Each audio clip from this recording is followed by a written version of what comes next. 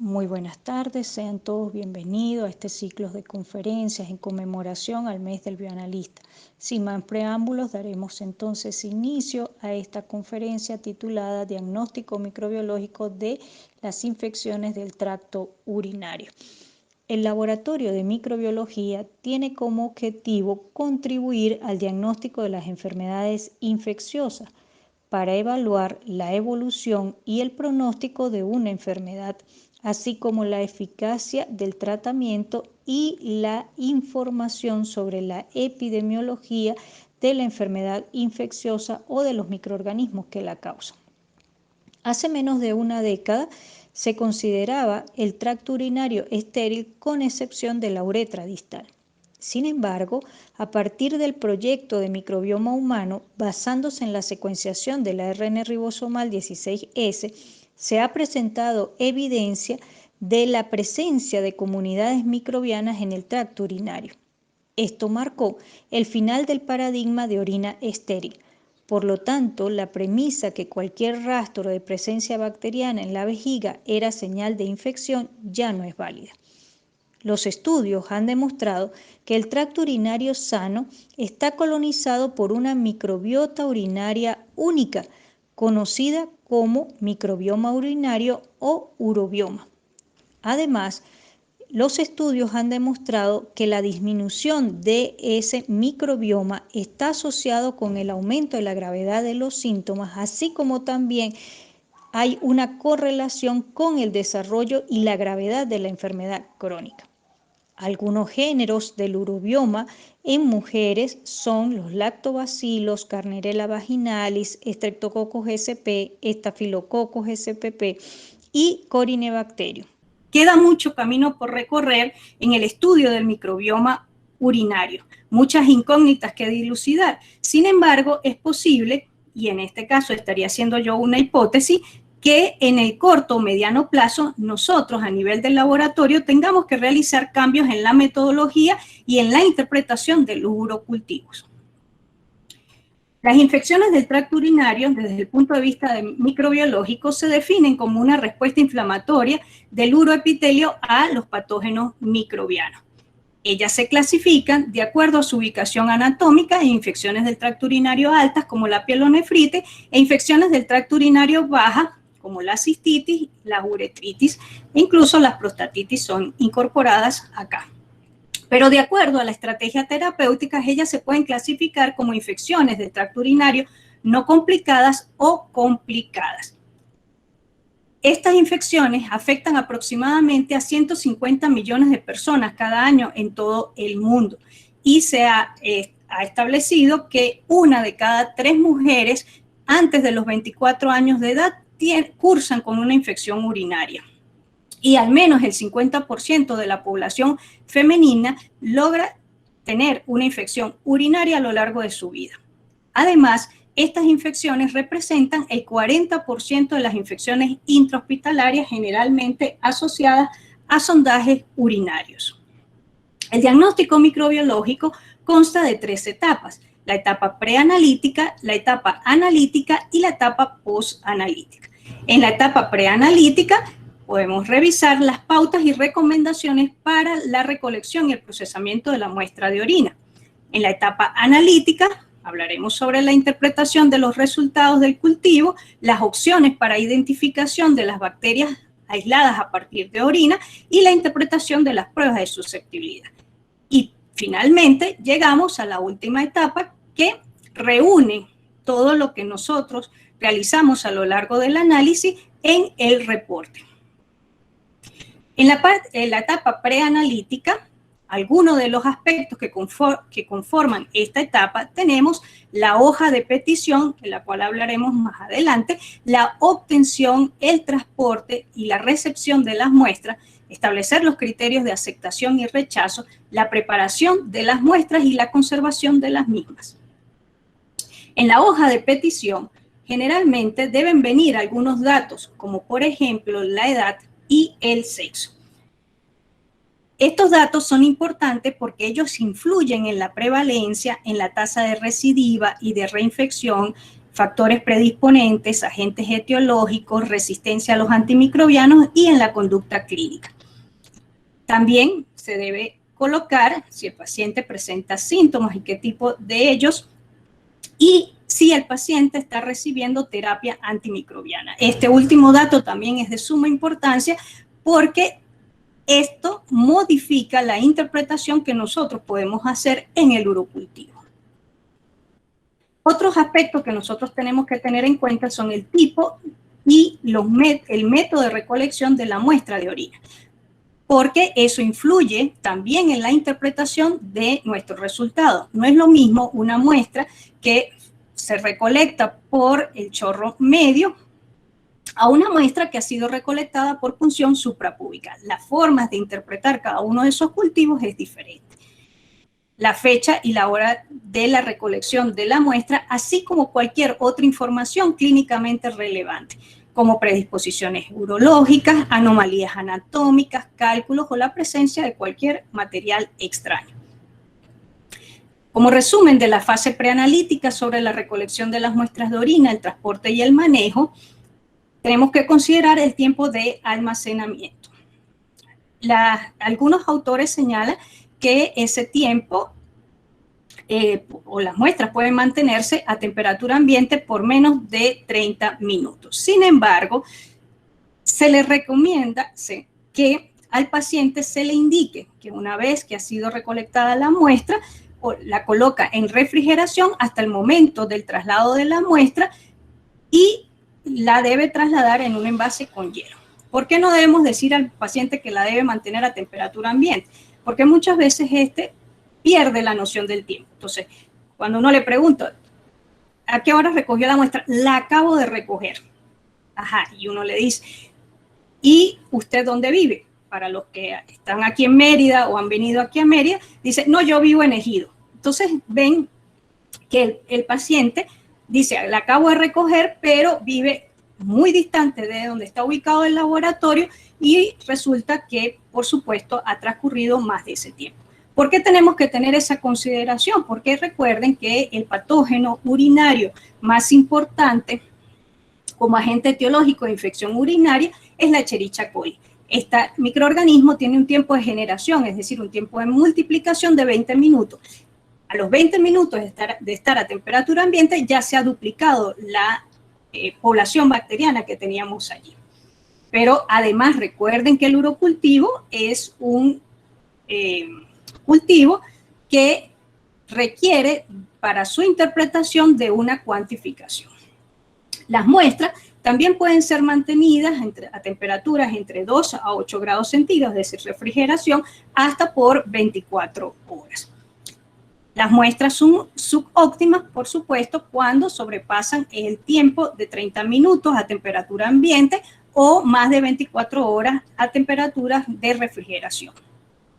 Aparte, no se pueden recibir muestras que estén en contenedores con fugas. Como criterios de aceptación, todas aquellas muestras que sean recibidas por retiro limpio anulado, orinas de chorro medio, punción suprapúbica, catéter permanente, sonda individual, estoma urinario y las bolsas pediátricas. En cuanto a las bolsas pediátricas, hago una observación. Algunos autores señalan que no son recomendables el uso de las bolsas pediátricas y que en estos pacientes se debería recoger la muestra al acecho. En mi caso, recomiendo el uso de las bolsas pediátricas con la siguiente salvedad. Pacientes que a la media hora de colocada la bolsita pediátrica no se ha logrado la recolección, esa bolsa debe ser retirada y colocada una nueva. De esa manera podemos disminuir el riesgo de contaminación. Como criterios de rechazo, orinas de 24 horas, puntas de catéter o orinas obtenidas de la bolsa recolectora, primera fracción de la orina, muestras contaminadas con heces o con sangrado menstrual.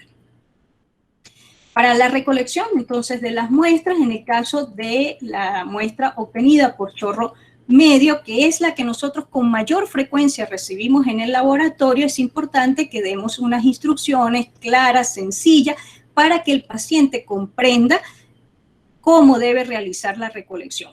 Recuerden que en este caso la recolección depende del paciente y por supuesto nuestro resultado depende de que el paciente recolecte correctamente esa muestra. Entonces debemos dar esas instrucciones muy claras. En cuanto a los pacientes con sonda, la recomendación es que esta se debe realizar durante el recambio de la sonda. No debemos procesar muestras que provengan de sondas que hayan sido cambiadas días previos, porque esto afecta la interpretación del resultado. Las muestras obtenidas por punción suprapúbica están indicadas en pacientes con recuentos bajos o nulos que tengan, por supuesto, sintomatología de infección urinaria, en neonatos o lactantes que no se puedan recolectar las muestras bajo otra modalidad, o en pacientes que se les han realizado urocultivos en varias oportunidades y presentan 2 o más bacterias. Luego entramos entonces a la siguiente fase, una de las partes importantes dentro del análisis, que es la etapa analítica, la cual consta de un examen directo, medios de cultivo, identificación y pruebas de susceptibilidad. Vamos a hablar de cada uno de esos puntos, comenzando por el examen directo.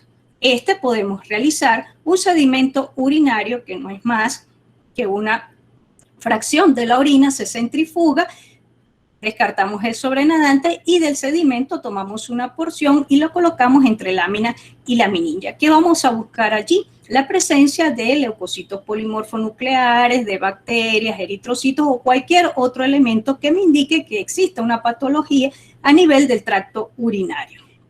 Pero también podemos realizar un GRAM, que podemos realizarlo a partir de muestras centrifugadas o a partir de muestras sin centrifugar. En estos casos tenemos que tener en cuenta que la interpretación es diferente.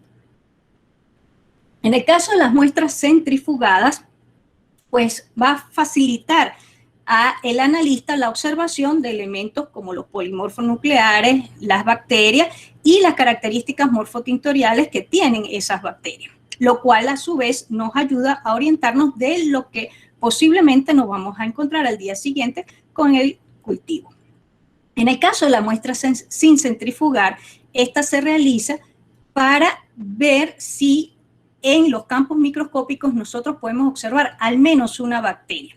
La observación de una bacteria en un GRAM de la muestra sin centrifugar es indicativo de que posiblemente en nuestro cultivo nosotros vamos a obtener más de 10 a la 5 unidades formadoras de colonia.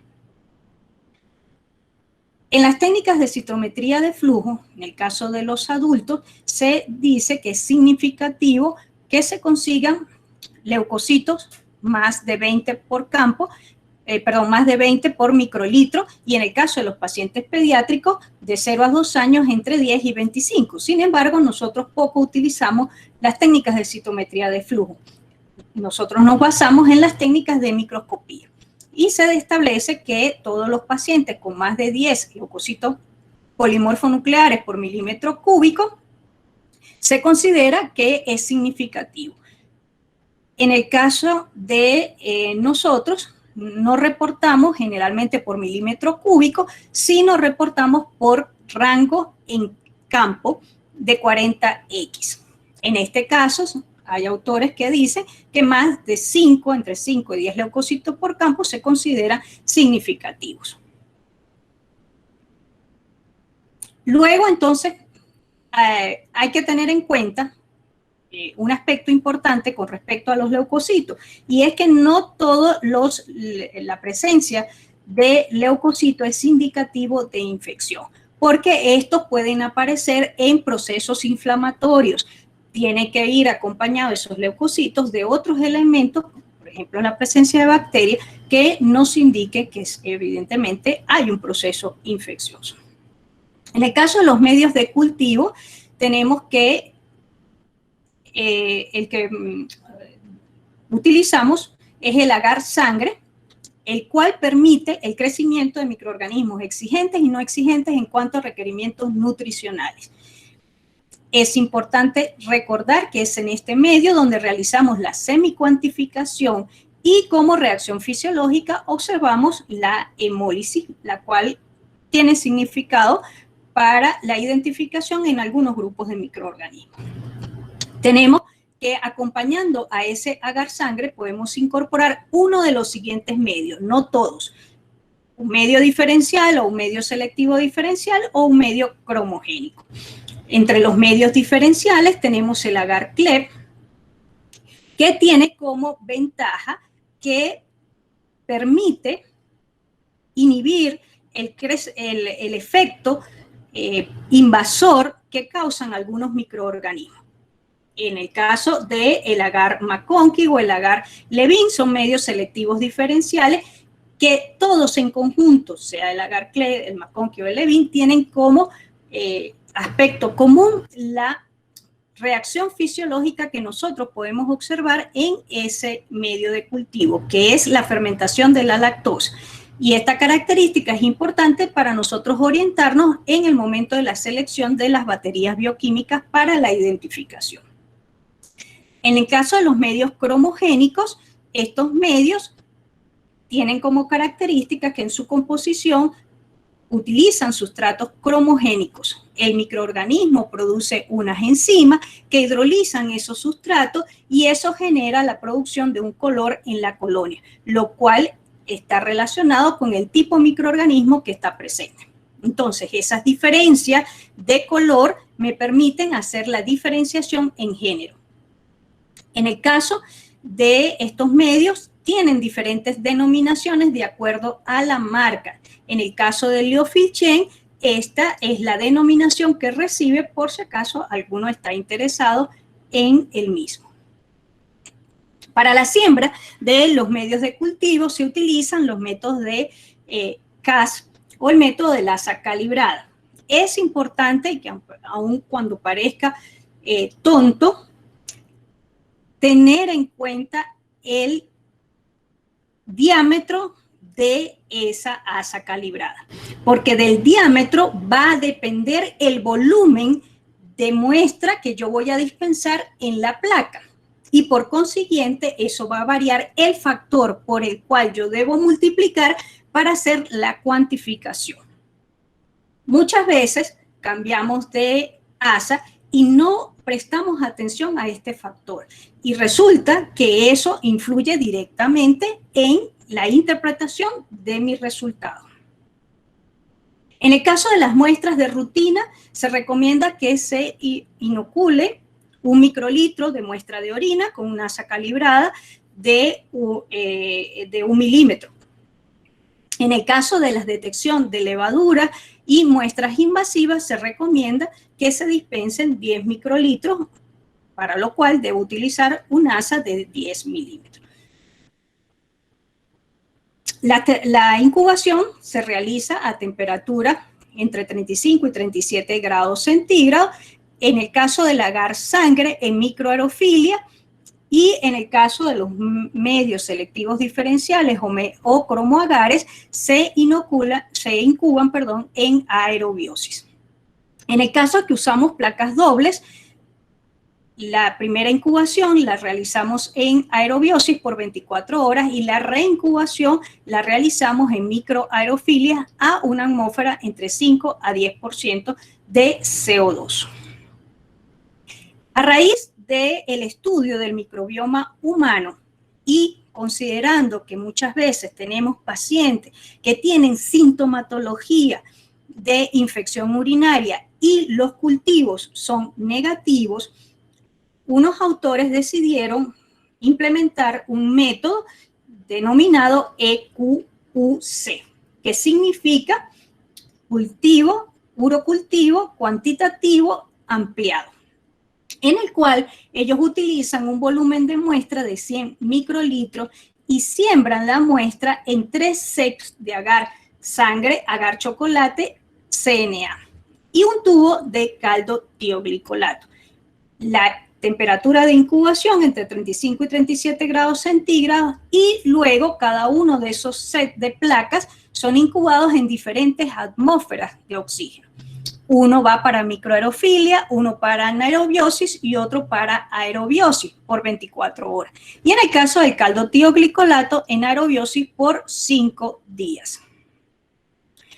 Estos autores, al aplicar esta metodología, lograron recuperar microorganismos en el 90% de las muestras reportadas como negativas. Es decir, que tenían muchos falsos negativos. Pero además lograron recuperar microorganismos del urobioma, es decir, lactobacillus, corynebacterium, streptococcus, actinomyces, estafilococos. Pero adicionalmente recuperaron también microorganismos que son patógenos y que no lograron ser recuperados en los cultivos tradicionales, como son aerococos y actinobaculum. Muy bien. Esa metodología, por supuesto, nosotros no la podemos aplicar en el laboratorio a todos los pacientes. Va a llegar un momento en que nosotros probablemente la tengamos que incorporar, pero solamente en aquellos casos donde tengamos pacientes con sintomatología y que no se le haya podido recuperar ningún microorganismo en los cultivos. Para la interpretación de los resultados tenemos entonces que el agar sangre, recuerden que es donde hacemos la cuantificación, ¿ok? Vemos como reacción fisiológica si hay o no hemólisis, y tenemos luego algunos de estos medios que pueden ser incorporados, como el agar CLEP, donde vamos a ver si hay fermentación o no de la lactosa, al igual que ocurre en el caso del McConkey. En el caso del medio cromogénico, fíjense, esto es una foto donde se observa el color de la colonia rosado, que es indicativo de que posiblemente el microorganismo sea una Escherichia coli. Cuando nosotros hacemos el recuento de las colonias, que les repito, se debe hacer a partir del agar sangre, cuando tenemos más de 10 a la 5 unidades formadoras de colonia por mililitro, se considera que hay una infección del tracto urinario. Allí no hay ninguna observación, ¿sí? Ya allí sabemos que hay una infección. Pero el problema se nos presenta cuando tenemos puntajes que son más bajos. Y en esos casos, entonces, tenemos que tomar en cuenta algunas condiciones para la interpretación. Por ejemplo, en el caso de las funciones suprapúbicas o nefrotomías, cualquier recuento se considera significativo. En mujeres jóvenes con síndrome miccional y leucocituria, debemos dar relevancia a unidades formadoras de colonia mayores a 10 a la 2.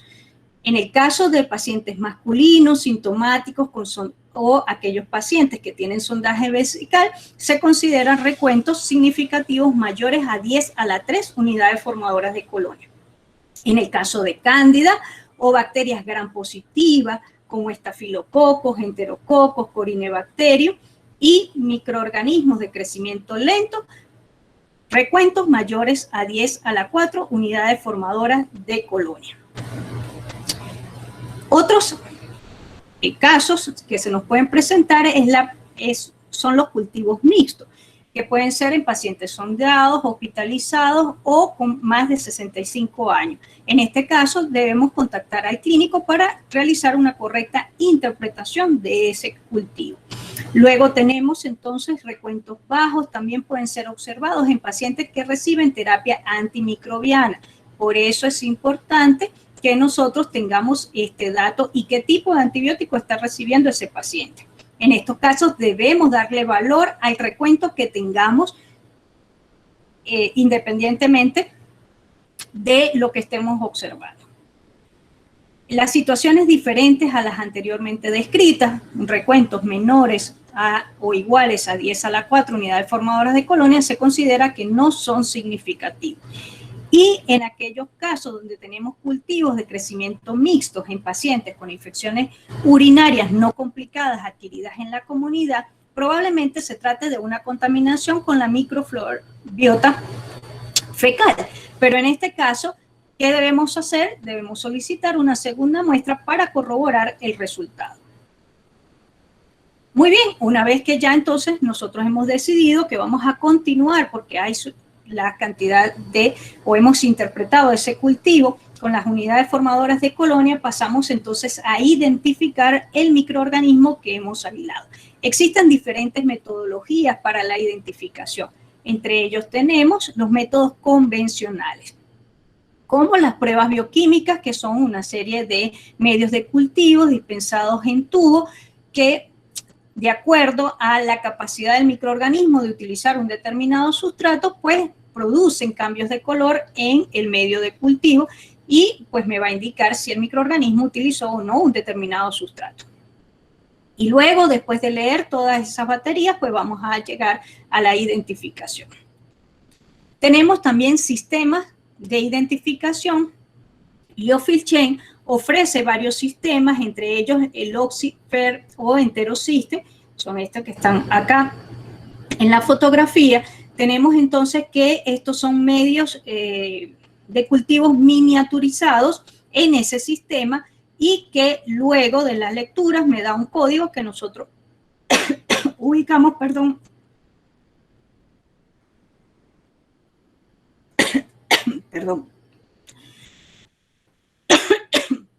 ubicamos, disculpen, ay Dios.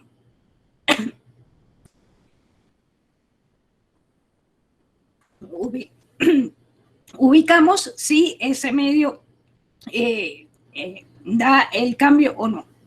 En el caso de los sistemas de identificación que acá señalamos, el Urosystem o el sistema Plus, tenemos que son pruebas que orientan hacia un género bacteriano, me permite detectar la mayoría de los géneros que son más frecuentes productores de infecciones del tracto urinario, pero además están acompañados de pruebas de susceptibilidad.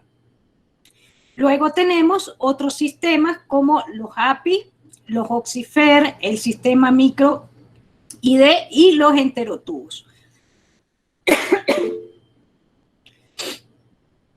Luego pasamos entonces a los métodos automatizados. En el caso de los métodos automatizados tenemos distintos equipos como el MicroScan, el Vitex o el Phoenix. En el caso del MicroScan, que es un equipo que me aporta paneles de identificación, paneles de pruebas de susceptibilidad o paneles combinados. Todos ellos se basan en sustratos deshidratados que luego se leen por colorimetría y florimetría. Tenemos entonces paneles convencionales para la identificación que se leen más o menos entre 16 a 18 horas. Pero ellos adicionalmente tienen paneles que se leen por fluorogénicos que permiten la identificación en 2.5 horas. Es decir, que se disminuye significativamente el tiempo para la identificación.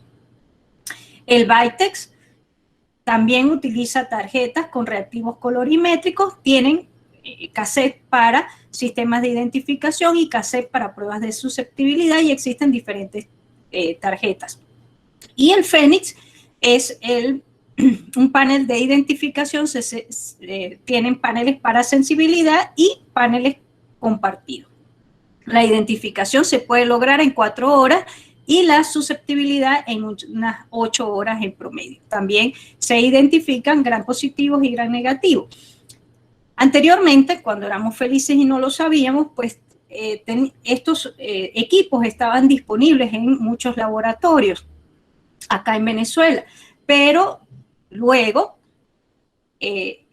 los consumibles, es decir, todas esas tarjetas que se necesitan para que estos equipos funcionen, pues los proveedores dejaron de aportarlas y los equipos quedaron de adornos literalmente en los laboratorios. Luego de estos métodos automatizados, pues aparecen los métodos moleculares, los cuales se basan en las aplicaciones de las secuencias de genes. Se utilizan distintos marcadores moleculares o distintos genes que actúan como marcadores moleculares, como por ejemplo el gen RRS, el gen ARN ribosomal 16S23S o el gen ROP. Estos son algunos ejemplos. Existe mucha mayor cantidad de genes que pueden ser utilizados como marcadores para la identificación. Y lo más actual en los países industrializados es la identificación utilizando métodos de espectrofotometría de masa, o conocido también como MALDI-TOF. Estos métodos, pues simplemente, una vez que tenemos el aislamiento, tomamos una colonia, la colocamos sobre una matriz y esa se introduce en el equipo y se obtienen a partir de allí un conjunto de picos de masas que constituyen la huella peptídica, que no es más que un perfil de proteínas que finalmente se va a comparar con una base de datos. Y al obtener esa comparación, pues entonces permite la identificación del microorganismo. También este método ha sido utilizado para la detección de mecanismos de resistencia, por ejemplo. Pero está bastante adelantado su sensibilidad y especificidad para lo que es la parte de identificación bacteriana. Luego llegamos entonces a la última parte de la etapa analítica, que son las pruebas de susceptibilidad. Tenemos entonces que ellas son un instrumento esencial en el laboratorio de microbiología que sirven para predecir la susceptibilidad de una bacteria, detectar los mecanismos de resistencia y servir de guía para el manejo terapéutico de las enfermedades infecciosas. Estas pruebas de susceptibilidad pueden ser llevadas a cabo por métodos cualitativos, que es el que nosotros normalmente empleamos en nuestros laboratorios, que es el método de Kirby-Bauer o el método de difusión en disco. Y tenemos los métodos cuantitativos, los cuales me permiten determinar la concentración inhibitoria mínima y lo podemos hacer utilizando distintas metodologías. Métodos de dilución, métodos excilométricos o gradientes, tiras de gradientes y los métodos automatizados como ya lo describí previamente. Para la interpretación de las pruebas de susceptibilidad, nosotros contamos con dos herramientas que podemos utilizar. El CLSI, el cual tiene una versión online, pero que no se puede descargar, y tenemos el manual del UCAS, el cual tiene como ventaja que lo podemos descargar gratuitamente. Es importante tener en cuenta que en el caso del manual del CLSI, no solamente aquí aparecen las tablas para la interpretación de las pruebas de susceptibilidad, aparece muchísima otra cantidad de información que nos es útil para la interpretación, para el reporte y para la parte técnica de las pruebas de susceptibilidad. ¿Qué tenemos que tener en cuenta a la hora de decidir si yo utilizo el CLSI o utilizo el UCAS? Que existen una serie de antibióticos que se listan acá que tienen una carga diferente si yo utilizo el UCAS o si yo utilizo el CLSI. Muchas veces también a este aspecto nosotros no le prestamos atención. Nosotros pedimos los discos de antibióticos sin colocar ningún tipo de concentración porque asumimos que el proveedor debe conocer esa información o debe utilizarla, los discos. Pero si resulta que yo decidí utilizar el UCAS porque es el que puedo descargar, etcétera, pues muchas veces no estoy pendiente que los discos tienen una concentración diferente. Así que tienen que tener mucho cuidado con estos aspectos. Luego tenemos entonces que algunos de los aspectos que debemos considerar para la selección de los antibióticos para nuestras pruebas de susceptibilidad tienen que ver con el antibiótico, en lo cual debemos tener en cuenta la composición y las características farmacológicas, el espectro de acción, las formas de administración, la interacción con otros antibióticos, efectos adversos, la disponibilidad y el costo. También los otros factores tienen que ver con el paciente. Entre esas, la edad, la coexistencia de la infección con una enfermedad de base, el uso previo de antibióticos y su duración, antecedentes de hipersensibilidad a los antibióticos, condiciones de la función hepática y renal, hospitalización previa y duración, algunas condiciones fisiológicas y la localización de la infección. Y el tercer eslabón para la selección de los antibióticos son los microorganismos, es decir, el tipo de microorganismo que se aísla y las resistencias naturales que esos microorganismos presentan a ciertos antibióticos. Esta información, tanto el tipo de microorganismo como las resistencias naturales, nos las aporta el CLSI. De tal manera que nosotros podemos tener consulta rápida con ese manual. Esos aspectos, como les mencioné anteriormente, los podemos conseguir en el manual del CLSI. En la tabla 1A, ellos listan los antibióticos de acuerdo al tipo de microorganismo que se aísla. Y ellos dividen los antibióticos en grupos dependiendo de la clasificación que ellos tienen. Resulta que dentro de esos grupos tenemos el grupo U, que son aquellos antibióticos que deben ser incluidos en las infecciones del tracto urinario. Eso no quiere decir que nosotros no utilicemos ninguno de los otros antibióticos que están listados en los otros grupos. No. Además de algunos de ellos, podemos incorporar otros que recuerden que eso va a depender de las características del paciente y va a depender también de las características del antibiótico, como ya los acabo de mencionar. En las tablas 2A de los enterobacteriales aparecen una serie de notas o comentarios que son útiles para la selección de los antibióticos, pero que también pueden ser útiles al momento de nosotros realizar los reportes. En el caso de la ampicilina, esta se usa como predictor de susceptibilidad a la amoxicilina. En el caso de la cefazolina, se usa como predictor de susceptibilidad para las cefalosporinas orales en infecciones del tracto urinario no complicadas, causadas por Escherichia coli, Klebsiella pneumoniae y Proteus mirabilis. Esto no se aplica para otros géneros bacterianos y en otros casos de infecciones complicadas, por ejemplo, no se aplica.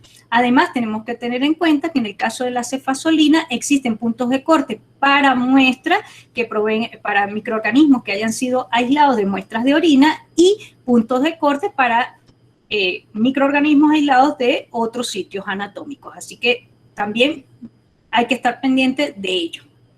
En el caso de las tetraciclinas, esta se usa como predictor de susceptibilidad, pero solamente cuando me da tetraciclina sensible, yo puedo reportar doxiciclina y minociclina sensible. Pero si la tetraciclina me da resistente, yo tengo que probar los discos por separado. Es decir, tengo que probar mi disco de minociclina y mi disco de doxiciclina. En el caso de la ciprofloxacina, se utiliza como predictor de susceptibilidad para la fluoroquinolona. Es importante destacar que ya el ácido nalidíxico no se utiliza como predictor de susceptibilidad. Muchas veces tenemos laboratorios que nos siguen solicitando como producto el ácido nalidíxico. Ya no tiene ninguna utilidad. Primero porque nosotros simplemente lo utilizamos como predictor de susceptibilidad.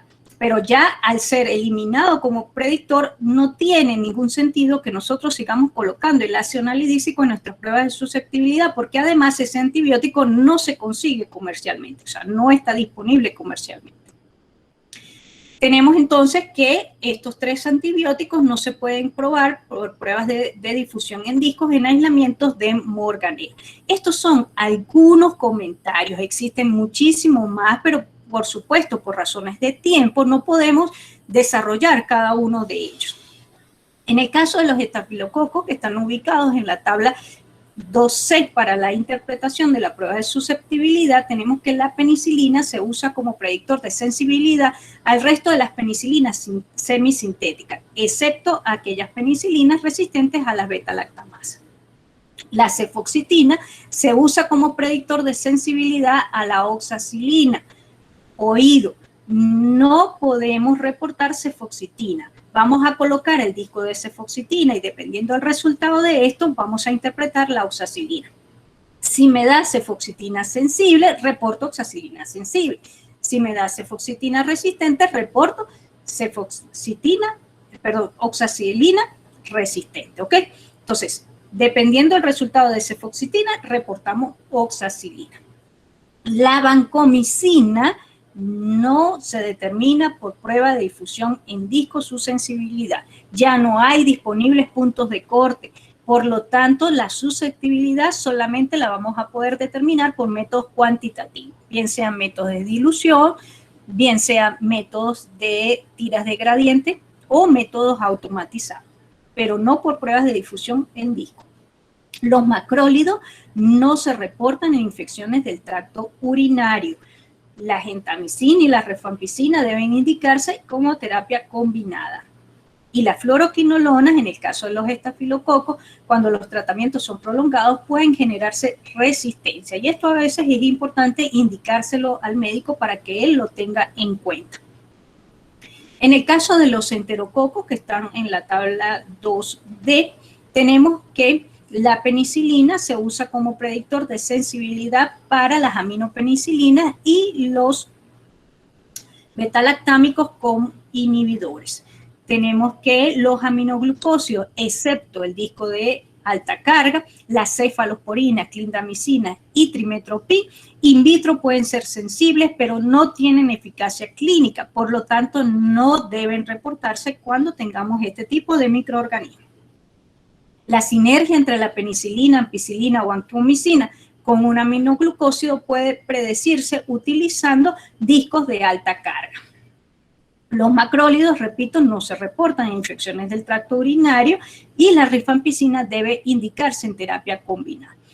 Es importante que tengamos en cuenta que, repito, son estos algunos comentarios. Existen muchos otros que no solamente me sirven para seleccionar los discos que yo voy a utilizar en mi prueba de susceptibilidad, sino también para hacer notas en nuestros reportes. Por razones, por supuesto, de tiempo, tampoco podemos desarrollar todos los microorganismos que están presentes en el CLSI. Y de allí que yo los invito a que revisen, ya salió la nueva edición 2021 del CLSI, revisen esos manuales, incluso en el UCAS también aparece una serie de comentarios que son útiles para nosotros, de tal manera entonces que es importante que nosotros mantengamos ese manual actualizado, porque todos los años se dan cambios y que nosotros debemos estar a la par de esos cambios. Muy bien, una vez entonces que nosotros hemos obtenido nuestros resultados, que hemos interpretado ese cultivo y incluyendo las pruebas de susceptibilidad, pues llegamos a la etapa postanalítica, en la cual debemos realizar el reporte. El reporte es nuestra carta de presentación, de tal manera que este debe ir lo más explícito posible y no limitarnos a reportar un microorganismo con una cantidad de unidades formadoras de colonias y una S, una I y una R. No, nosotros debemos aportar mayor información al médico de tal manera que él pueda utilizar esa información para seleccionar esa terapia antimicrobiana de forma más apropiada. En el reporte nosotros debemos escribir correctamente los datos del paciente, debemos escribir correctamente el nombre del microorganismo. Muchas veces observamos en los reportes los microorganismos mal escritos. Eso es como cuando usted hace una carta en la cual va con errores ortográficos. Pues lo mismo ocurre con el nombre del microorganismo. Entonces, no se aplican ninguna norma taxonómica para la escritura de los mismos. Debemos recordar que esas normas existen y que están allí para aplicarlas. Luego tenemos utilizar las notas para aportar información relevante sobre los resultados. Eso es muy útil porque, como les digo, se le aporta otra información adicional al médico que lo va a ayudar para que él pueda realmente seleccionar esa terapia con mayores argumentos.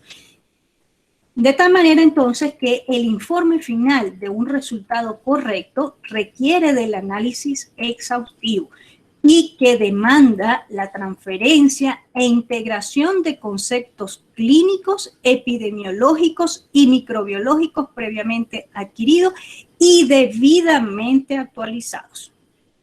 Eso es muy importante.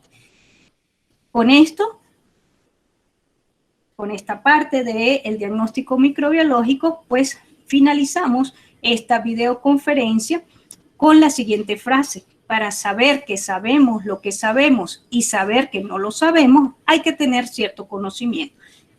Esa frase es de Nicolás Copérnico. Muchas gracias por su atención y pues agradezco a cada uno de ustedes por la presencia en esta videoconferencia, así como también a la Botech por la iniciativa y la invitación en este mes del bioanalista. Ahora le doy el pase a Paola para que ella continúe como moderadora. Buenas tardes, profe. Paola, bueno, acá en Maracaibo tuvimos un bajón ahorita eléctrico, así que no creo que esté disponible. Probablemente en unos minutos estará de regreso. Sin embargo, podemos dar inicio a la ronda de preguntas. Pueden alzar la mano y activar su micrófono. No soy el administrador de la conferencia, por lo tanto tienen que activarlo ustedes mismos y hacer la pregunta, bueno, para que la profesora en tal caso pueda despejar cualquier duda que tengan ustedes al respecto.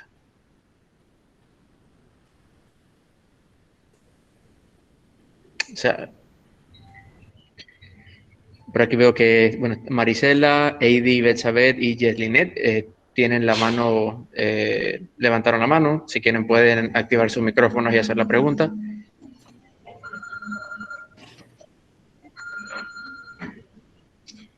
Ok, Isabel también. Ya, bueno. Profe, revisa el chat, por favor, o si la pueden hacer la pregunta por el chat, porque no sé si es que tienen algún inconveniente para poder hacerla, para poder activar su micrófono. Yo reviso, pero no hay preguntas por el chat. Ya, esperemos. Entiendo que la licenciada Isabel está haciendo una pregunta, pero no la logro escuchar. Sí, no sé si la licenciada Isabel pudiera activar su micrófono. Es uno de los 3 botoncitos que están en la parte central. Con darle clic se va a poner en blanco y ya debería tener acceso. Ya le deberíamos poder escuchar.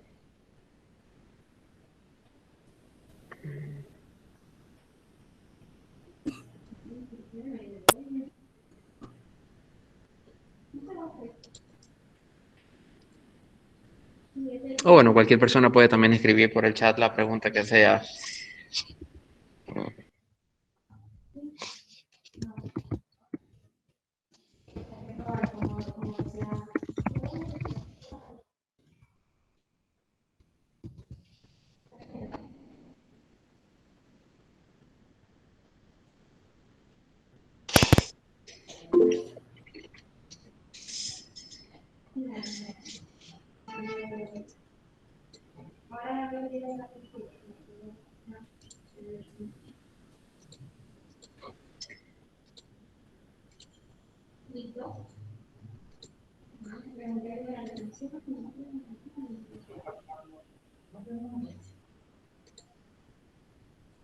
Recomendamos que, bueno, hablamos también, todos nuestros correos están abiertos. El correo de la profesora Ana Carolina, anaramirez@labotechla.com.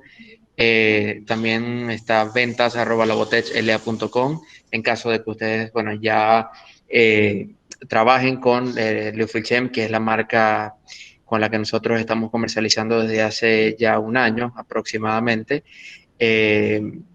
También pueden hacer cualquier tipo de consulta al respecto, bien sea del uso de los productos o de algún tipo de metodología.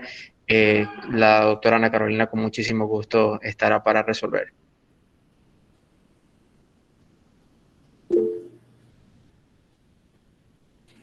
que creo que hay una pregunta que llegó por chat. Voy a ver si la puedo ver. Onalis Milano pregunta, buenas tardes, en el lugar donde trabajo, el recuento de colonias se realiza haciendo una dilución 1 en 100 con solución salina. Y luego se inocula en el agar, en un agar soya. ¿Eso crea algún tipo de error? Bien. Licenciada, en el caso de la pregunta que indica que se inocula en un agar soya. El agar triticasa de soya es un medio básico, por lo tanto, no todos los microorganismos van a tener la capacidad de crecer en ese medio de cultivo.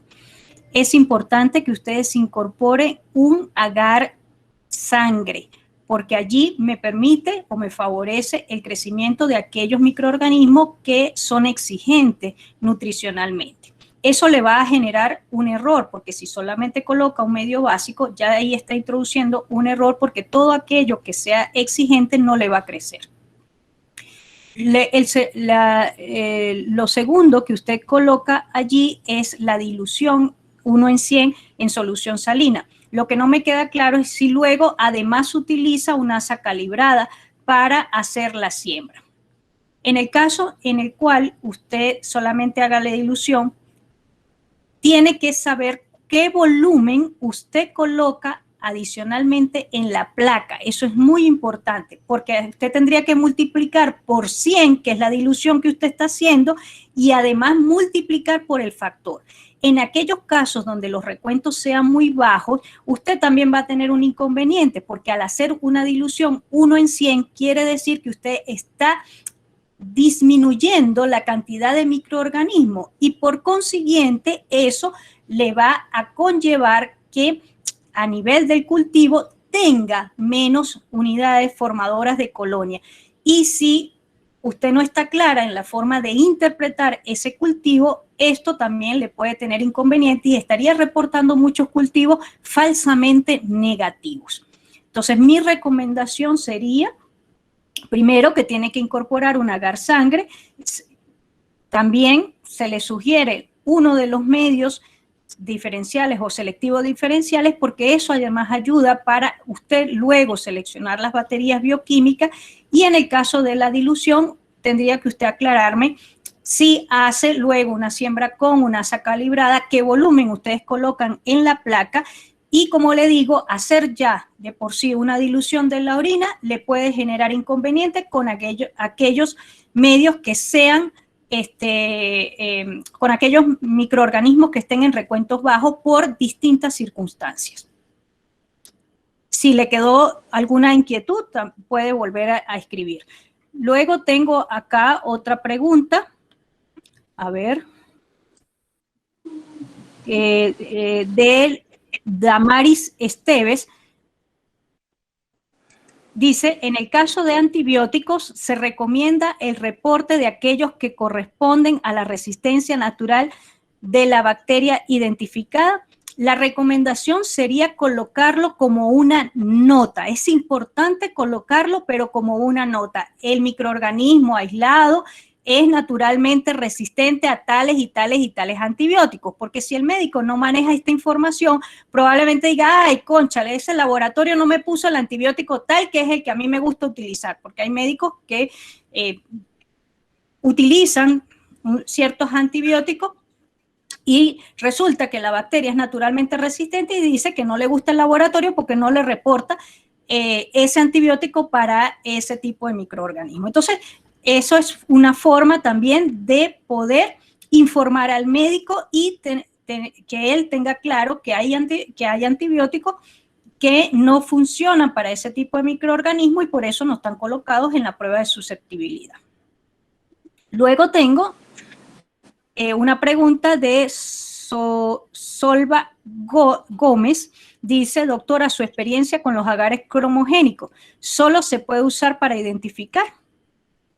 Los agares cromogénicos, pues, como les indiqué en la presentación, dan colores, ¿sí?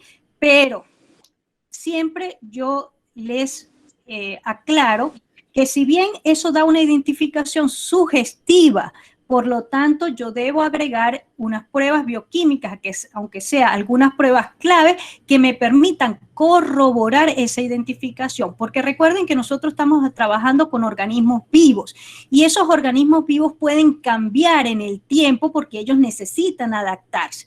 De tal manera que ellos pueden adquirir alguna características en cuanto a su metabolismo y que la puede compartir con otras bacterias, de tal manera que siempre debemos incorporar. Solo se pueden utilizar para identificar, no es que se utilicen para identificar, es un medio de cultivo primario en el cual nosotros sembramos la muestra y que allí, pues, simplemente que cuando yo tengo la placa y observo el color, pues me permite hacer una discriminación mucho más rápida. Y eso, a su vez, me ayuda también para lo que es la selección de los antibióticos para las pruebas de susceptibilidad. ¿Ok? Luego tengo la siguiente pregunta. También de los medios cromogénicos, para que tengan claro, hay el que se utiliza para urocultivo, pero también existe otra gama de medios cromogénicos. O sea, no solamente existe ese. En el caso de la licenciada Isabel Cadenas, dice buenas tardes, mi inquietud es referente a la técnica de elusión. Nunca la he realizado. ¿Qué posibilidades hay de dar una pequeña explicación? Ok, la técnica de elusión del disco es una prueba para determinar la susceptibilidad a la colistina. ¿Sí? Ya que este antibiótico no puede ser realizado la determinación de la susceptibilidad a través de pruebas de difusión en disco porque no existen puntos de corte. Esta técnica utiliza caldo Müller-Hinton con cationes ajustados y se utilizan los discos de colistina que se colocan distintos cantidades de discos para obtener la concentración del antibiótico. Luego preparamos una suspensión bacteriana ajustada al patrón 0,5 de McFarland e inoculamos 50 microlitros en cada uno de esos tubos que hemos preparado previamente con los discos. Eso se lleva a incubación y luego entonces vamos a interpretar la prueba si hay crecimiento o no en el caldo, pues se va a buscar aquel tubo en el cual ya no tengamos crecimiento para determinar que esa es mi concentración inhibitoria mínima y poder interpretar la prueba. Esta prueba solamente me permite saber si hay susceptibilidad intermedia o resistencia. Entonces, esa es la característica que tienen esa prueba.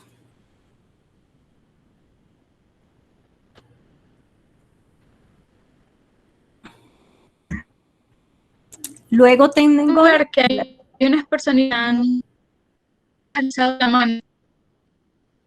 Marisela Carnaval, Isabela Cristina Cádenas y Olanis Milano.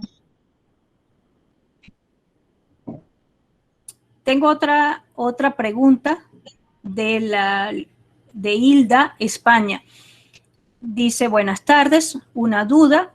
Cuando hay crecimiento polimicrobiano y son adultos mayores y la recolección de la muestra ha sido complicada, ¿qué sugieren los autores? ¿Qué se podría hacer para no pedir una nueva muestra y con esto no demorar el resultado? Toma en cuenta el crecimiento mayoritario dentro de ese crecimiento polimicrobiano. Muy bien. En los ancianos, pues se presenta con mucha frecuencia que la muestra es recogida incorrectamente por distintas razones.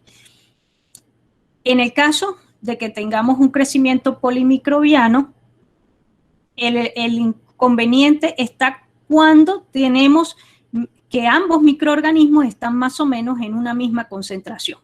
Y cómo decidir cuál de los dos a nosotros le vamos a prestar atención y cuál de los dos nosotros vamos a reportar. Cuando nosotros vemos el examen directo de la muestra, bien sea por sedimento o bien sea por Gram, uno de los elementos que nosotros evaluamos es la presencia de células epiteliales. Cuando esa cantidad de células epiteliales está aumentada, o sea, vemos mucha cantidad de células epiteliales, en ese caso ya esto es un indicio de que probablemente la muestra no se recolectó adecuadamente. En el caso de la siguiente, dice, ya va, no hay ninguna observación de autores que digan que en estos casos se deba procesar un tipo de microorganismo o aquel que se encuentre en mayor concentración. Porque si la muestra fue recogida incorrectamente, pues ya el resultado puede ser interpretado también incorrectamente. ¿Ok? Porque no sabemos entonces qué fue lo que ocurrió durante esa recolección de la muestra. Lo ideal, si nosotros vemos el sedimento o vemos el gran y vemos muchas células epiteliales, antes de sembrar debemos solicitar una segunda muestra. Y así evitamos pues tener que esperar 24 horas más para 48 horas más para que se dé el primer resultado.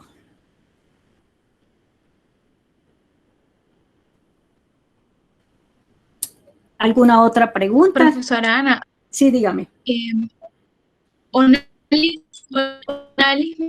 Isabel y Marcela Cavalli levantaron la mano. ¿Tienen alguna duda adicionalmente o ya fue solventada con las otras preguntas? Pueden compartirnos en este momento sus comentarios. A ver. Bueno. Bueno, por ahora vamos a esperar a ver si otra persona escribe alguno. Sí, si les cuesta mucho alguna otra pregunta, comunicarse, sí, es preferible que lo hagan por texto y así yo las voy leyendo las preguntas y las voy contestando de una vez. Correcto. Buenas tardes. Buenas tardes. Buenas tardes. ¿Me escuchan? Sí. Sí. Ah, ok, perfecto. Mi nombre es Onalis Milano, yo hice la pregunta de más arriba. Yo no estoy trabajando en el área de bacteriología en ese laboratorio, pero sí me encuentro como una observadora activa para tratar de aprender también y tener conocimientos de esa área. Y sobre lo que mencioné anteriormente de la dilución 1 en 100 que se le hace a la orina, que no estaba clara del resto de la información, pero ya pregunté, de esa dilución 1 en 100, se toman 50 landas para inocular 20 ml de caldo triticasa soya. Ya la doctora me hizo la acotación de que realmente eso sí genera un error en el contagio de las colonias porque ya la dilución es elevada. Para ver qué otra... A ver, usted dice que lo colocan en 20 ml del caldo. Sí, del caldo triticasa, del agar. Ah, del agar. Okay. Sí, del agar. Ok, muy bien. Fíjese, ustedes al colocar 50 microlitros están haciendo una doble dilución de la muestra. Están diluyendo 100 veces y a su vez tienen que calcular el factor, o sea, multiplicar por esos 50. Recuerden que usted al colocar 50 microlitros en el medio, ¿sí? Usted tiene que multiplicar para llevarlo a mililitros. ¿Por qué? Porque usted expresa los resultados en unidades formadoras de colonia por mililitro. ¿Ok? Entonces, allí tendría una primera multiplicación por un factor, ¿ok? Y luego tendría que multiplicar por ese factor de 100, que es donde usted está haciendo las diluciones. Allí, como le digo, ustedes tienen el inconveniente que al hacer una dilución en aquellos casos donde los contagios sean bajos, pero que son significativos, bien sea por el tipo de muestra, bien sea porque el paciente esté recibiendo terapia antimicrobiana o bien sea porque son pacientes que están iniciando los procesos de infecciones también, que ocurre que no llegamos a 10 a las 5 unidades formadoras de colonia. Por ejemplo, en los síndromes uretrales agudos pueden haber recuentos bajos, pero el paciente tiene sintomatología. Entonces, en esos casos, ustedes estarían haciendo mucha dilución de la muestra y probablemente no puedan pescar por decirlo de alguna manera coloquial, a el microorganismo que esté en baja concentración. Yo les recomendaría no hacer esa dilución 1 en 100 de la muestra de orina. Pueden seguir sembrando 50 microlitros, pero teniendo la consideración que tienen que multiplicar por el factor para llevarlo a mililitros, y deben entonces incorporar el agar sangre. Eso es fundamental, porque como le digo, hay microorganismos que no crecen en este tipo de medios, como el triticasa de soya. Y es necesario pues que logremos recuperar la mayor cantidad de los microorganismos, porque podemos estar reportando falsos negativos. Muchísimas gracias. De nada, siempre a su orden. Ok, veamos. ¿Alguien más tiene alguna otra duda?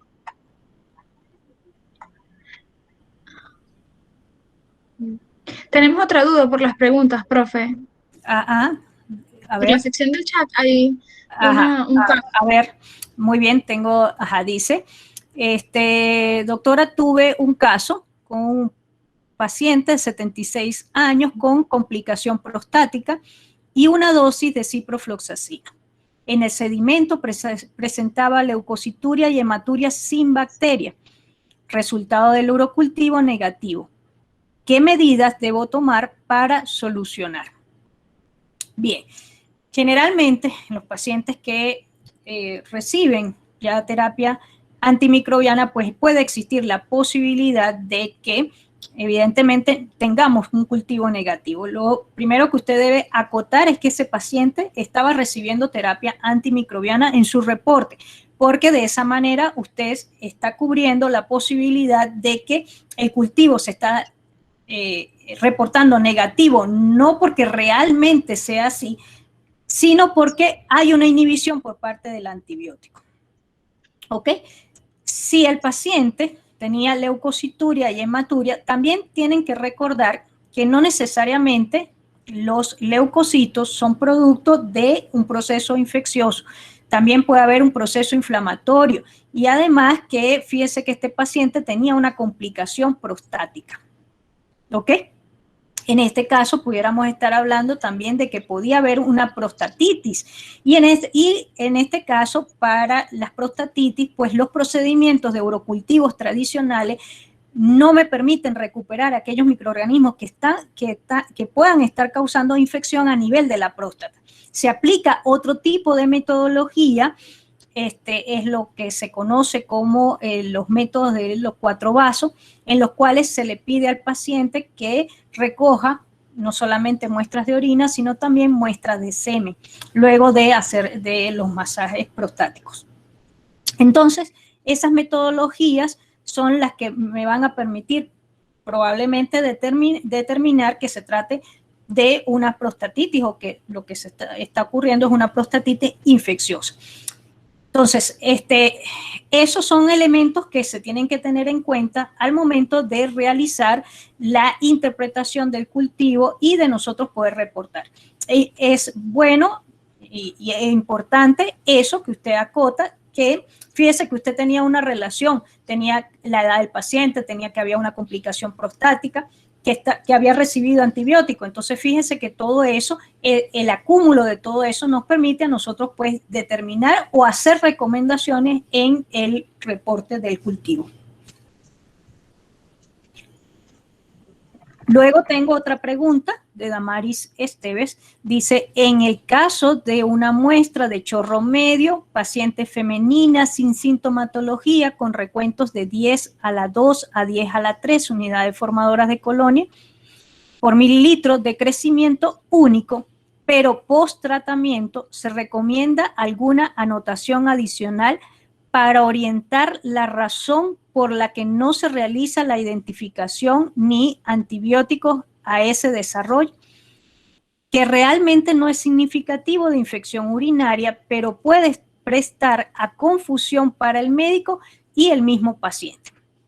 Bien, aquí usted tiene que tomar una decisión en cuanto al reporte, ¿sí? Porque si usted tiene recuentos de 10 a la 2 o 10 a la 3 unidades formadoras de colonia, la paciente dice que no tiene sintomatología, y que es la recolección de la muestra, la hicieron post-tratamiento, tiene que, en primer lugar, no sé si verificó cuántos días post-tratamiento recolectó la muestra, porque a veces pasa que el paciente termina el tratamiento hoy y mañana trae la muestra. Todavía en esa orina hay residual de antibióticos que pueden afectar el recuento bacteriano.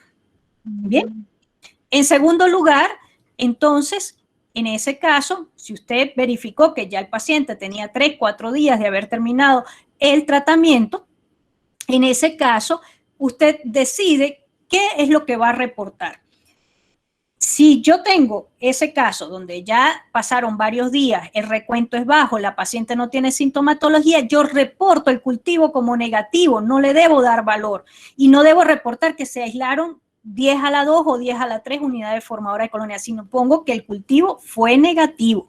O sea, esa decisión la tomo como analista, ¿ok? Entonces, allí es donde usted tiene que tomar la decisión de cuál va a ser su reporte. ¿Bien? En mi caso, si fuese mi paciente, yo lo reportaría como negativo, ¿ok? Si la paciente...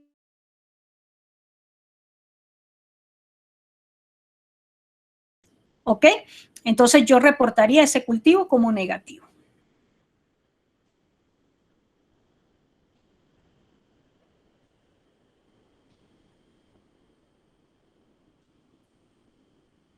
A ver, la licenciada Isabel, como parte de la continuación de la pregunta que ella hizo previamente, dice, con el masaje prostático también se podría realizar se podría salir de duda o tiene que ser SEM. La metodología, licenciado, o sea, es tomar la primera fracción de la orina, luego tomar la segunda fracción, hacer un masaje prostático y obtener semen, para que si realmente es una prostatitis podamos detectar que en la muestra de orina no me va a salir nada, mientras que después que se da el masaje prostático puede aparecer el microorganismo a nivel del semen. ¿Ok? Entonces, esa metodología es distinta, digamos, a lo que es lo natural en un urocultivo.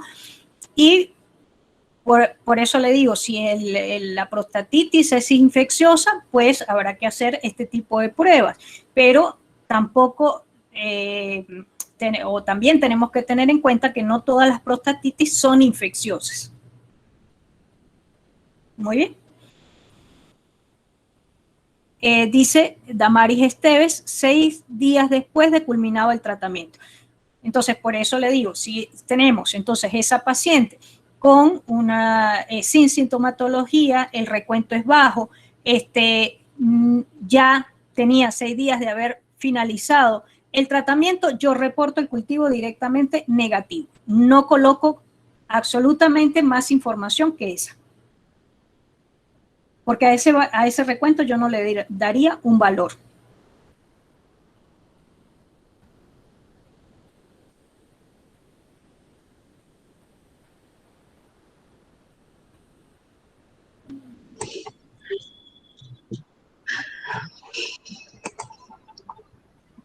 Bueno, esperamos a ver si hay alguna otra pregunta, algún otro comentario.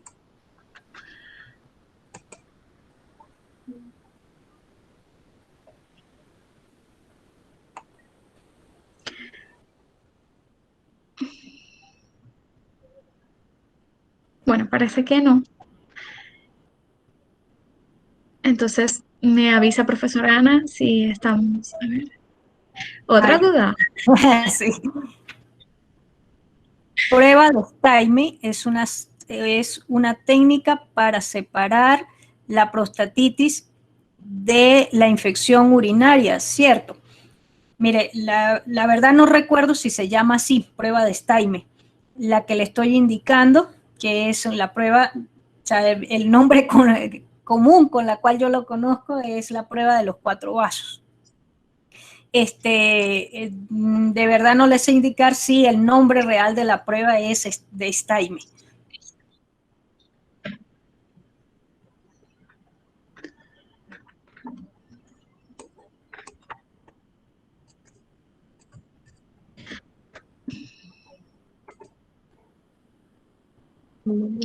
para detectar una prostatitis. Bueno, ok, bueno. Si hay alguna otra pregunta, todavía estoy disponible.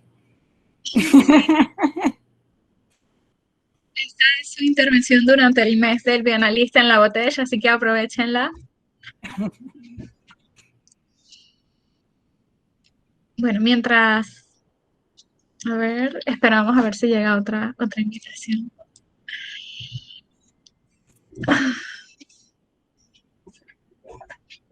Claro, sí, no hay problema. Nos siguen en Instagram. Voy a colocarles por acá mi número de teléfono, por el cual me pueden enviar un mensaje y yo les hago llevar las fechas de la siguiente invitación, de las siguientes videoconferencias, que era justamente pues lo que quiero hacer es justamente lo que voy a hacer en cuanto la profesora Ana termine su participación. Sí, no hay más dudas. Pero mientras tanto, la profesora Ana sigue siendo la reina del podio. Dice, es que en este caso, para diferenciar de una prostatitis y una infección urinaria, ¿esa solicitud la realiza el médico o se debe hacer de rutina? No, no es un examen de rutina, tiene que haber una indicación médica para ello, porque nosotros, el médico, digamos, es el que hizo la examinación clínica y el que sabe cuál sería la impresión diagnóstica de ese paciente. De tal manera que tiene que ser un examen que debe ser solicitado al laboratorio por parte del médico en función de lo que él está observando clínicamente.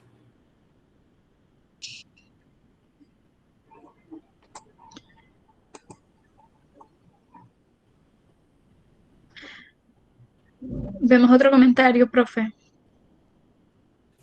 A ver. Podría... Bueno, no sé si en ese caso podría diferenciar una prostatitis. Ah, esa es la que acabo de contestar. Ok.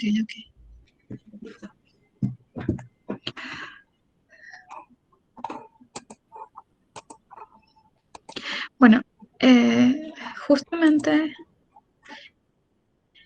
Aquí aparece otra pregunta, dice, la lectura interpretada del antibiograma y los eventuales mecanismos de resistencia deben ser explicados al médico en el reporte de resultado o en una hoja anexa diferente al reporte.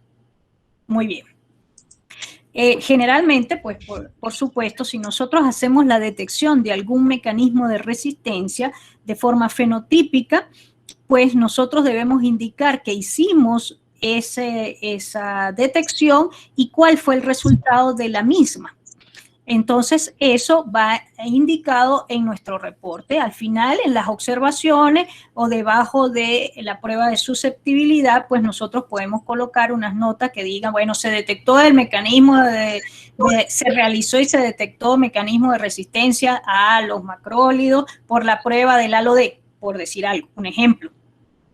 Se utilizó el disco de alta carga para detectar altos niveles de resistencia en el caso de enterococo. Entonces, ese tipo de notas deben ser colocadas para que el médico tenga claro que sí se realizaron unas pruebas de detección de mecanismos y que evidentemente hubo la detección.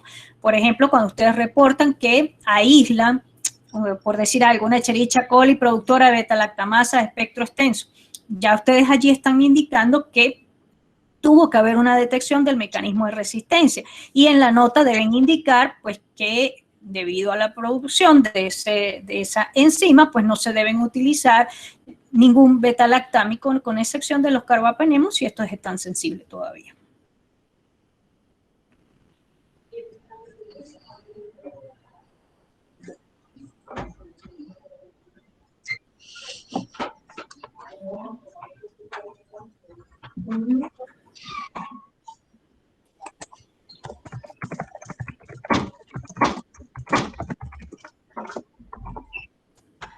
Ok, bueno, mientras esperamos por la siguiente pregunta, profesora, Sí. Quiero invitarlos a todos, porque algunas personas han ido saliendo, entonces no quiero perder la oportunidad. Entiendo que hemos tenido algunos bajones en el transcurso de la tarde. Entonces, bueno, quiero comentarles que por acá voy a estar enviándoles 2 links. Uno donde se puedan unir a un canal de Telegram que estamos creando, donde vamos a estar compartiendo contenido sobre microbiología todas las semanas. Y también una encuesta de satisfacción sobre la videoconferencia, la cual es sumamente breve y es sumamente sencilla de llenar. Les voy a pasar el link en este momento. Realmente apreciaríamos muchísimo que se pudieran tomar 2 minutos para llenarla. Como les digo, es sumamente simple la entrevista. La encuesta la pueden abrir desde el mismo teléfono. Les voy a compartir el link por acá. Igualmente, pues, los invito a participar en las siguientes videoconferencias que van a estar haciendo, va a estar haciendo la asesora científica del área de serología, y también vamos a tener un foro chat. Ese va a ser el medio utilizado para el tema de la doctora Carla Molina, que es economía versus confiabilidad en las determinaciones bioquímicas. Entonces también para esa vía les vamos a estar contactando. De todos modos, yo dejo mi número de teléfono por acá, por la parte del chat, para que ustedes puedan contactarme por si tienen algún problema de conexión o cualquier detalle.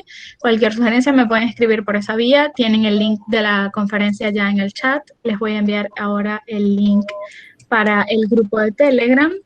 Y bueno, la última videoconferencia, incluso pues voy a ser yo la ponente en ese sentido. Bueno, voy a seguir de este lado, pero voy a ser la profesora Ana del día, algo así, que vamos a hablar sobre marca personal, sobre marca personal para bioanalistas. Entonces, bueno, no voy a hacer más propaganda para mi videoconferencia, sino que les enviaré ese día. Hasta la profesora Ana. Que, por supuesto. Me acompaña las de ella, así que ese día ella me acompaña. Claro, bueno, claro que sí. Cualquier otra duda, sí, seguimos teniendo acá a la profesora. Solamente hacía ese comentario porque pues con el problema de la luz, no sé si ustedes tuvieron bajones, por acá los tuvimos. Se fue, bueno, la mitad del público, lamentablemente, entonces pues previendo otra situación. Pero la profesora sigue estando aquí para atender cualquier duda.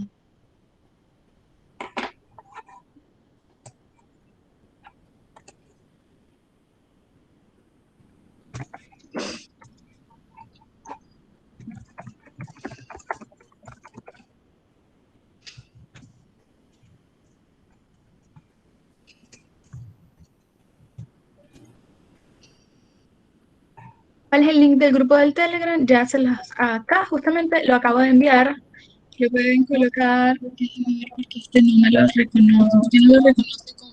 Lo acabo de enviar. ¿Me pueden confirmar si, porque el otro grupo sí si el otro link lo reconoció como un link automáticamente, pero este no?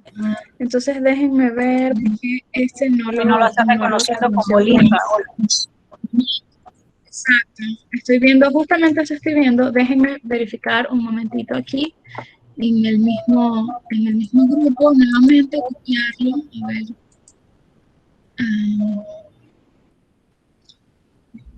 Ya lo tengo. Ahora sí se los va a reconocer como link. Listo. Enviado. Yo también le puedo dar clic. Ahora, claro. Por supuesto, profe, usted no va a faltar ahí. Muy bien. Tenemos una pregunta. Ok, voy. Ajá, dice, en la charla usted comentó sobre algunos antibióticos cefalosporinas que se montaban por dilución. ¿Me podría explicar un poco? En el caso, los métodos de dilución son para determinar la concentración mínima inhibitoria. Bien, pueden existir varias metodologías. Tenemos los métodos de dilución por agar, los métodos de dilución en caldo, y tenemos los métodos con gradientes de concentración, que son unas tiras que tienen ese gradiente y que nosotros lo que observamos es que hay una inhibición. Esa se monta en una placa de agar Müller-Hinton, mientras que para los otros necesitamos, en el caso de los métodos de dilución con agar, pues necesitamos el agar Müller-Hinton, el antibiótico puro, y en el caso de los métodos de dilución en caldo, igualmente necesitamos la molécula pura y utilizar caldo Müller-Hinton con cationes ajustados. se hacen diluciones de los antibióticos y luego enfrentamos nuestro microorganismo con esa concentración de antibióticos en la mínima concentración en la cual ya no tengamos crecimiento. Eso corresponde a la CIN de ese microorganismo para el antibiótico que se esté probando. En el caso de vancomicina para estafilococos ya no existen puntos de corte y por lo tanto no podemos montar ese antibiótico con pruebas de difusión en disco porque no tenemos con qué compararlo para reportar si es sensible, si es intermedio o si es resistente. Entonces, en esos casos debemos utilizar cualquiera de los otros métodos para la determinación. Si se le es muy complicado, digamos, tener las metodologías por dilución, le pudiera recomendar las tiras por gradiente. Como en este caso es un antibiótico específico, usted simplemente hace la prueba como si usted fuese a montar una prueba de difusión en disco, pero en vez de colocar el disco, va a colocar es la tira. Igualmente va a incubar y luego de la incubación, pues va a ver el punto de intersección del halo con la tira y en ese punto de intersección busca la siguiente dilución y esa correspondería a la concentración inhibitoria mínima. Si me permite, voy a ver si puedo mostrarle una imagen. Déjeme ver si la localizo rápidamente para mostrarle la imagen de esa técnica.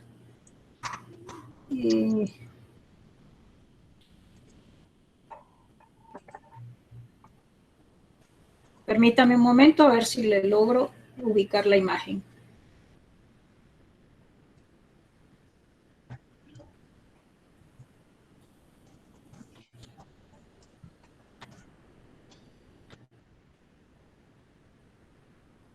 A ver, ya la conseguí.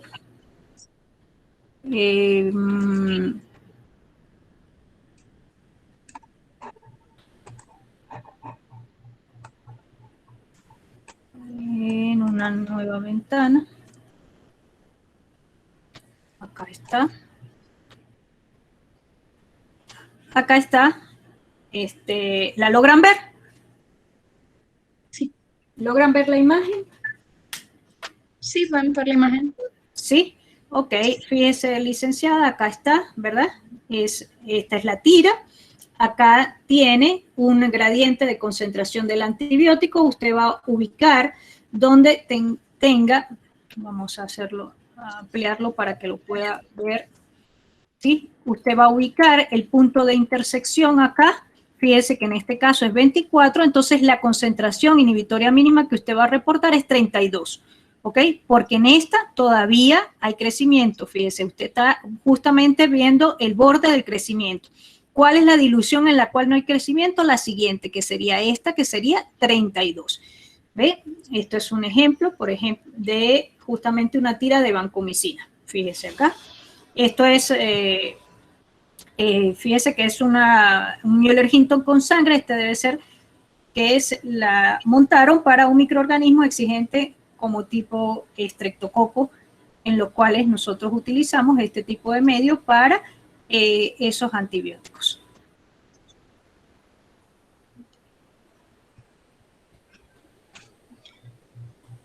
Profe, le están pidiendo que si puede repetir, que alguien no le entendió muy bien.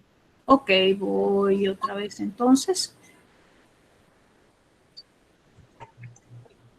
Acá.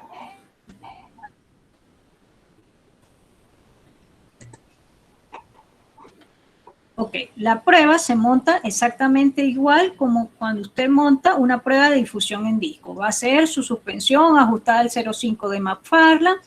Ok, va a inocular la placa en forma de colchón. Y luego del periodo de incubación usted va a tener algunas imágenes como las que le muestro acá. ¿Ve? ¿Sí? Va a tener, o sea, estos métodos se denominan excilométricos porque fíjense que el halo que se forma es como una gotica, ¿ven? Entonces, para efectos de la lectura, tienen que ubicar el punto de intersección, con la concentración donde está la intersección entre el halo, que no tiene crecimiento, y esta parte que sí está el crecimiento. Lo logran ver acá, el punto de intersección es 24. Pero ¿cuál es la concentración mínima inhibitoria que usted va a reportar? 32. ¿Por qué? Porque recuerden que la definición de concentración inhibitoria mínima es la mínima concentración del antibiótico donde no hay crecimiento bacteriano.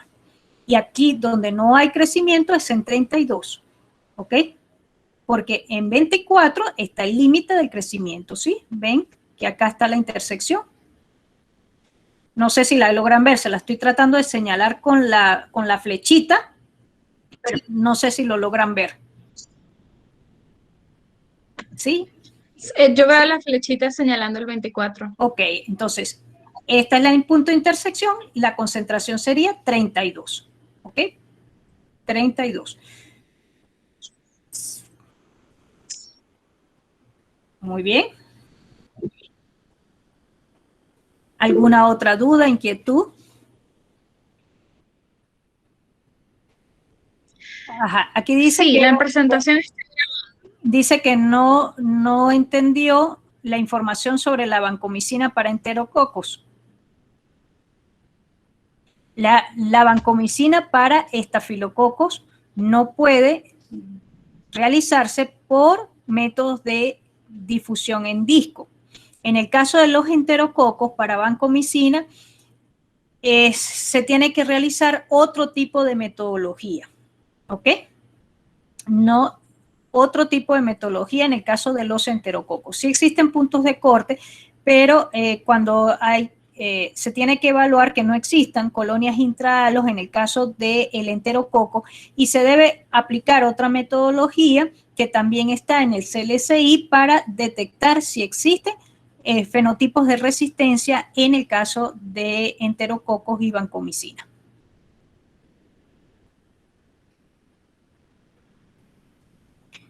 Aquí alguien pregunta que si la presentación quedará grabada. sí, está grabada. A partir La del licenciada lunes. Isabel pregunta, dice que si no se puede aplicar para la mayoría de los antibióticos.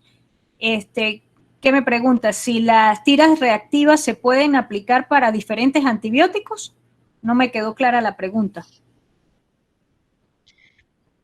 Sí, por supuesto, claro, se pueden aplicar para otros antibióticos, donde también son útiles estas tiras en los casos de los no fermentadores que algunos antibióticos no tienen punto de corte, ¿sí? Por ejemplo, para Burkholderia no hay punto de corte para levofloxacina. En esos casos se pueden utilizar también las tiras.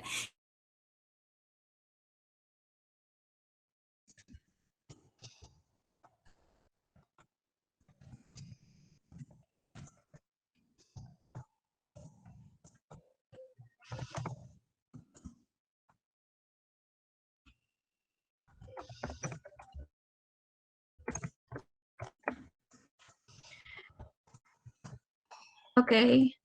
Bueno, por favor, les sigo solicitando que hagan nuestra encuesta de satisfacción. Su opinión para nosotros es sumamente importante y saber cuáles son los temas en los que ustedes están interesados y cuáles son los aspectos que podemos mejorar de las videoconferencias son justamente los que hacen que podamos seguir creando este tipo de eventos para ustedes.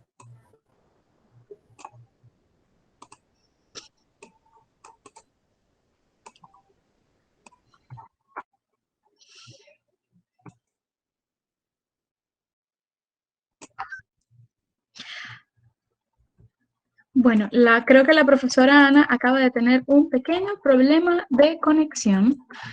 Pido un segundo.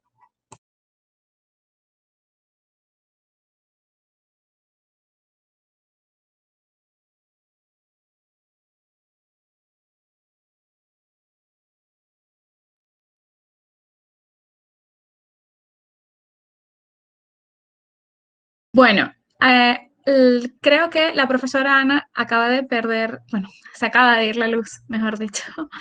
en la zona donde ella está, entonces pues va a tener ya dificultades para volverse a conectar, pero bueno, ya si alguien tiene alguna otra duda, la puede escribir por esta vía y yo se la puedo hacer llegar. De todos modos, ellos posiblemente, bueno, ya me van a notificar si definitivamente podemos cerrar. De todos modos, creo que todas las dudas han sido solventadas. Nuevamente los invito a que por favor llenen la encuesta y a que se animen a participar en los siguientes eventos, los cuales serían el lunes siguiente, que es la videoconferencia de nuestra asesora de serología, y también el miércoles siguiente tendríamos un foro chat con las pruebas para las pruebas químicas. Y el miércoles siguiente a eso, estaría yo hablándoles de marca personal para bienalistas y cómo ha evolucionado las estrategias de mercadeo y cómo hoy en día tener una marca personal es sumamente importante y que ésta sea reconocida por las otras personas, aun cuando, por ejemplo, ustedes son bienalistas y trabajan en laboratorios y ustedes dirán, bueno, la marca que yo tengo que desarrollarle en mi laboratorio, pero eso ya cambió mucho. Entonces, bueno, ese día yo les voy a explicar por qué les digo que eso ya ha cambiado mucho. Vamos a ver.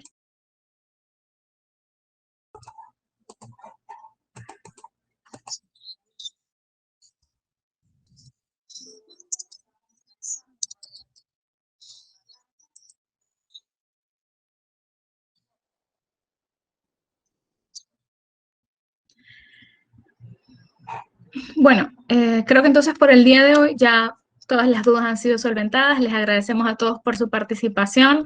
La semana siguiente igual yo voy a seguir enviando los correos con los siguientes links de acceso, y nuevamente nos disculpamos por el pequeño retraso que tuvimos hoy al iniciar unos 5 minutos. Siempre damos como un lapso para que se puedan conectar más personas, pero creo que lo de la luz afectó. Maravilloso, gracias. Estamos para servirles. Bueno, creo que les vuelvo a colocar mi teléfono por acá. Yo soy la directora de mercado de La Botech y pues cualquier detalle, duda con las videoconferencias, ustedes me pueden escribir si tienen algún problema con el ingreso. Siempre estoy como que tratando de solucionar los problemitas de las personas que a veces a última hora no tienen la aplicación. Entonces, bueno, a veces por eso como que o me tardo un segundo en responder, pero es porque estoy ayudando a las personas a que ingresen. Ya, bueno, en nombre de la profesora Ana y de La Botech, les damos las gracias por haber participado. Por favor, llenen la encuesta para que podamos seguir haciendo más videoconferencias. Tienen allí opciones para microbiología, para serología, para mercadeo, para finanzas. Entonces, pues, esta es parte del plan de La Botech. Formar a los bioanalistas es parte de nuestra visión. Entonces, pues, queremos hacerlo considerando siempre los intereses o las áreas de mejora que ustedes quieran potenciar. Sin más que hacerles referencia, entonces ya los dejamos. Que tengan una feliz tarde. Nuevamente por acá está el link de la encuesta. Y también está el link para el grupo de Telegram, que solamente se habían ingresado hasta ahora unas 6 personas. Pero bueno, en todos los canales de la empresa va a estar la información para las siguientes videoconferencias. Que tengan una feliz tarde. Hasta luego.